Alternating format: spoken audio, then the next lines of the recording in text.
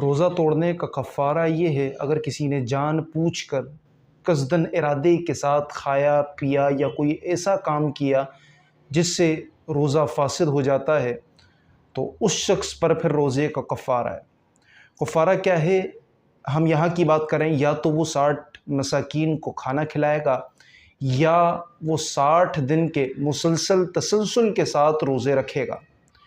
اس میں ایک بات یاد رہے کہ اگر مکمل 60 دن کے روزے رکھنے ہیں، اس میں اگر 59 دن کے بھی رکھ لیے اور ایک دن کا چھوڑ دیا تو 60 کی ترتیب خراب ہو گئی۔ اب دوبارہ سے پہلے روزے سے رکھے گا، 30 رکھے، بیچ میں چھوڑ دیا، اب چاہے وہ بیماری کی وجہ سے ہو، کسی بھی وجہ سے ہو، تو یہ تعداد کو دوبارہ پہلے والی تعداد ختم ہو گئی، دوبارہ پہلے سے شروع کرے گا اور 60 دن تسلسل کے ساتھ روزے رکھے گا۔ لیکن عورتوں کے لیے یہ مسئلہ تھوڑا سا الگ ہے۔